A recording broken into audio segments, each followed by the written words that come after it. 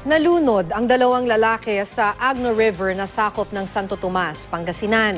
Nangyari raw ito matapos mailigtas ng isa sa mga biktima ang isang batang muntik malunod. Makibalita tayo kay Michael Sison ng GMA Dagupan.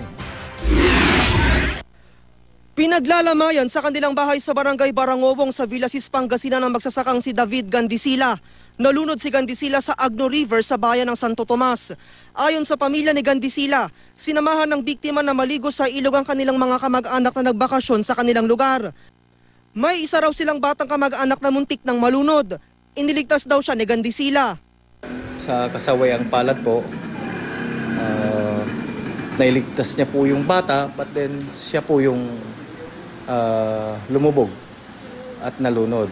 Sinubukan namang iligtas si Jemson the Twin si Gandisila, pero kapwa sila lumubog sa malalim na bahagi ng ilog. Hindi siya nagdalawang isip na i-rescue siya, but as a result, dalawa po silang lumubog at nalunod. Ayon sa pulisya, lubhang delikado sa bahagi ng ilog kung saan lumangoy ang mga biktima. To make countermeasures by installing warning signs and fences dun sa portion na malalim sa ilog na yan. Paalala ng mga otoridad, kahit pag-aano kainit ang panahon ngayon, maghinay-hinay lang sa paglangoy sa mga ilog at dagat. Tiyaking hindi delikado ang lalim ng tubig na paglalanguyan. At siguruhing may mga nagbabantay lalo na sa mga bata.